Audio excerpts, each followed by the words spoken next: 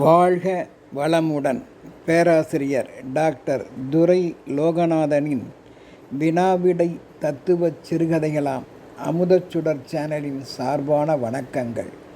என் கதைகள் பல வெளிவர உதவிடும் யூடியூப் நிறுவனத்தார்க்கும் வெளிப்படுத்தும் இன்ஸ்டாகிராமிற்கும் வாழ்த்துக்களும் வணக்கங்களும். என் கதைகளுக்கு நாளுக்கு நாள் அமோக ஆதரவு தருகின்ற யூடியூப் நிறுவனத்தார்க்கும் ரசிக பெருமக்களுக்கும் வாழ்த்துக்களும் வணக்கங்களும். எனது இன்றைய சிந்தனைக்குரிய கதை தலைப்பானது எப்படி செய்தாலும். காண்போமா? ஒரு வீட்டில் அம்மா, என்னம்மா என்ன திடீர்னு வந்து நிற்கிற, அதிர்ச்சியாக இருக்காம்மா? நான் அந்த வீட்டிற்கு இனி போகப்போவதில்லை அம்மா. நின்றால் நிமிர்ந்தால் குற்றம். அவர்கள் நாக்குகள் எப்படி வேண்டுமானாலும் நடனமாடி பேசுகின்றதம்மா. எனது குடும்ப பொறுப்பு நடத்தையில் கூட வேண்டுமென்றே ஒரு குறை கண்டு ஏளனம் செய்கின்றார்கள் அம்மா. நம் வீட்டில் வாழ்ந்தது போல அங்கு இயல்பாய் வாழ முடியவில்லை. அனுசரித்து போகவும் அவர்களுக்கு மனமில்லை. அவர்கள் எண்ணத்தில் ஆகாத மருமகள் ஆகிவிட்டேனோ என்ற சந்தேகம் எனக்கு எழுகின்றது. குளியல் அறையில் உள்ள தண்ணீரையோ வீட்டில் உள்ள தண்ணீரையோ வீணாக்குதல் கூடாது என்று எனக்கு அடிக்கடி சொல்லியே என்னை வளர்த்தீர்கள் அம்மா. அந்த அடிப்படையில்தான் நான் பயன்படுத்துகின்ற தண்ணீரை நான் வீணாக்குவதில்லை. ஒரு முறை குளிக்கின்ற போது வாளியில் அண்டாவில் கொஞ்சம் தண்ணீர் இருக்கும்படியாக மாமனார் வீட்டில் வைத்துவிட்டு வருவேன். அதை பார்த்த அந்த வீட்டு சின்ன மாமனார் உள்ளே போய் பார்த்தவர், ஏன் தண்ணீரை மீதம் வைத்துவிட்டு வந்துவிட்டா என்று என்னிடம் நேரிலே கேட்கிறார். கவிழ்த்துவிட்டு வரக்கூடாதா என்றும் கேட்கிறார். அந்த மீதம் தண்ணீர் நல்லதாக இருந்தாலும் சரி, எப்படி இருந்தாலும் சரி, அதை எங்கள் வீட்டில் மீண்டும் பயன்படுத்தவே மாட்டோம் என்பது போல் சொல்கிறார்கள். நாங்கள் அவ்வளவு சுத்தம் என்றும் குறிப்பாக உரைக்கின்றார்கள். என் மனம் வேதனைப்பட்டு விட்டது அம்மா. நான் மட்டும் சுத்தமாக எதையும் வைத்துக்கொள்வதில்லையா என்ன? அதை என் மனம் எண்ணி வேதனைப்படுகிறது. அவர்களே சரி செய்து சொல்லாமல் புது தண்ணீரில் குளிக்கலாம் அல்லவா?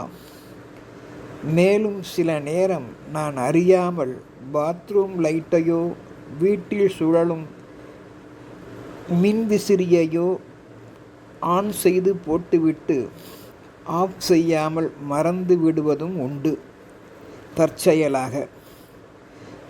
பிறகு விரைந்து வந்து நான் அதை சரி செய்வதற்குள் யாரோ ஒருவர் பார்த்து, ஏன் மறைமுகம் எதற்கு? என் மாமியாரே கேட்கிறார். உன் அப்பனா கரண்டு பில் கட்டுவான் என்கின்றார்கள். எனக்கு சொரக்கென்றது. ஏன் அறியாமல் நான் செய்த இந்த தவறை பொறுத்து கொண்டு பார்த்தவர்கள் அதை ஆஃப் செய்யலாம் அல்லவா? என்னை மீண்டும் போய் கட்டளையிட்டு ஆஃப் செய்துவிட்டு வா என்று என்னை ஒரு அந்நியர் போல் அந்த வீட்டில் நடத்துகின்றார்கள் அம்மா. காப்பி சாப்பிட்ட டம்ளரை கூட நானே தண்ணீரில் எப்பொழுதும் போல் அலசி வைத்தால் கூட அவ்வாறு அலசி வைக்காதே, நாங்கள் அதை பயன்படுத்த மாட்டோம். வெந்நீர் விட்டு அதை கொதிக்க வைத்த பின்புதான் அந்த டம்ளரையே நாங்கள் பயன்படுத்துவோம் என்கின்றார்கள். அவ்வளவு சுத்தம் என்று உரைக்கிறார்கள். எனக்கு வினோதமாகவும் இருந்தது. உன் மாப்பிள்ளை மிகவும் அடக்கமானவர், எதற்கும் வாய் திறப்பதே இல்லை அம்மா. அதுதான் எனக்கு பெரிய வருத்தமும். அம்மா, ஒரு முறை வீட்டு வேலையின் காரணமாக தலையை ஒழுங்காக வாரிக்கொள்ளாமல் இருந்துவிட்டேன், நேரம் இல்லை என்பதால். அப்போ அதை பார்த்த என் சின்ன மாமியார் அலங்காரி, "ஏண்டி அம்மா, தலையை வாராமல் இப்படி பயமுறுத்துறன்னு கேட்குறாங்க, என்ன செய்வது?" சரி என்று அனுசரித்து அதன்படி தலைவாரி பூச்சூட்டி புது ஆடை அணிந்து நீட்டாக மறுநாள் அவர்கள் பார்வைக்கு இருந்தாலோ, எனது சொந்த மாமியாரோ சட்டென்று, "எந்த பட்டணத்துக்குமா போகிற? ரெடி ஆகிட்ட போல இருக்கு, மினுக்கிக்கிட்டு வர" என்று சொல்கிறார்கள். நான் என்ன செய்ய முடியும் அம்மா? அப்படி இப்படி என்று ஏதாவது சொல்லிக்கொண்டே இருக்கிறார்கள்.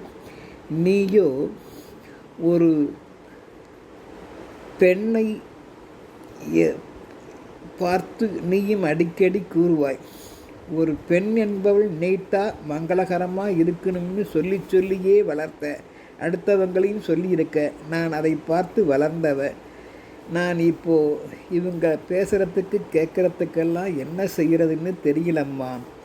இப்படி இருந்தா இப்படி இருக்காத, அப்படி இருந்தால் அப்படி இருக்காதன்னு சொல்கிறாங்க. ஒரு எறும்பு புத்து மேலே படுக்கிற மாதிரி இருக்குமா. மத்தியில் இவங்களுக்கு மத்தியில் எப்படி அம்மா நான் கூட்டு கொடுத்தனம் செய்கிறது? எப்படி நான் பார்த்து பார்த்து யதார்த்தமாக செய்தாலும் அதற்கு ஒரு மாற்றம் வேண்டுவது போல் குறையாய் பார்க்கின்றார்களே அம்மா" என்று அடுக்கிக் கொண்டே போனாள் மகள் பிருந்தாதேவி. உலகில் பலர் இப்படித்தான் வழிநடத்துகிறார்கள் என்பதும் புரியாமல் இல்லை. அம்மாடி பிருந்தா, நீ சொல்வதையெல்லாம் நானும் முன்பு அனுபவித்தவள்தான். நம் இடத்தின் யதார்த்த சுதந்திரத்தை பிறர் வீட்டில் எதிர்பார்க்கவோ அனுபவிக்கவோ நிச்சயம் முடியாது. அவர்கள் மனம் அறிந்து அவர்கள் எதிரில் தொடர்ந்து படாமல் புத்திசாலியாய் நீதான் இடத்தையும் மனதையும் மாற்றிக்கொண்டு சரி செய்து வாழ வேண்டும். மாப்பிள்ளையுடன் கலந்து நீ ஒரு முடிவை எடு. மாமியார் மாமனார் வீடுகள் மட்டுமல்ல அம்மா, உலகத்தவர்கள் நீங்கள் தனியே போய் எவர் பார்வையில் பட்டாலும் சரி, அப்போதும் சிலர் ஏதாவது நமக்கு மாற்றங்கள் சொல்லிக்கொண்டுதான் இருப்பார்கள். எப்படி நடந்தாலும் செய்தாலும் அதையெல்லாம் பொருட்படுத்தாமல் உன் மனம் போல் நன்கு நடக்க கற்றுக்கொள். ஓர் பழைய கதை ஒன்று நான் உனக்கு சொல்கின்றேன், கவனமாக கேளம்மா. ஓர் ஊரில் வழிநடை பயணத்தில் தந்தையும் மகனும் கழுதையுடன் மூவரும் நடந்து சென்றனர். மூவரையும் கண்ட ஒரு ஆள், "மூவரும் ஏன் நடக்க வேண்டும்? ஒருவர் கழுதை மேல் ஏறி சவாரி செய்யலாம் அல்லவா?" என்றான் அவர்கள் காதுபட. அதை கேட்ட இவர்கள் அதன்படி மகனை கழுதையின் மேல் ஏற்றி நடந்தார் தந்தை பெருமையாக.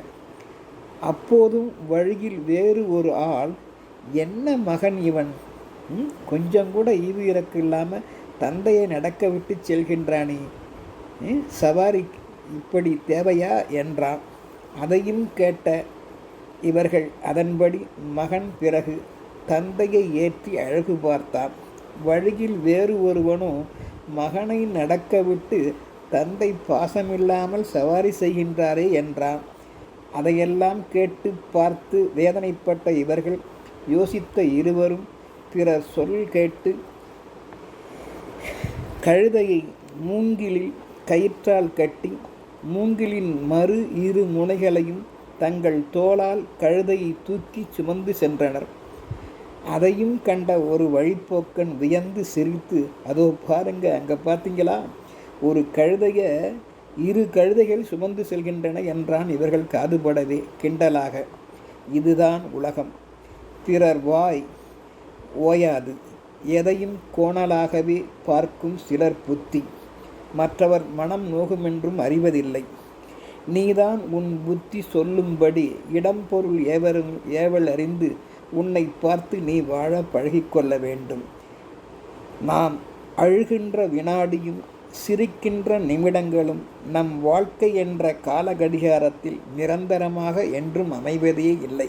இதை சிந்திக்க வேண்டும். எனவே எப்படி செய்தாலும் என்ற இக்கதைவழி நாம் அறிய வேண்டியது, சிலரிடத்தும் சில வீடுகளிலும் சில நேரம் அனுசரித்து போவதே உறவையும் இழக்கச் செய்யாது, மகிழ்ச்சியையும் இழக்கச் செய்யாது. காரணம், அன்று வீடுகள் மண்ணாக இருந்தன, ஆனால் உள்ளங்கள் மட்டும் பொன்னாக இருந்தன.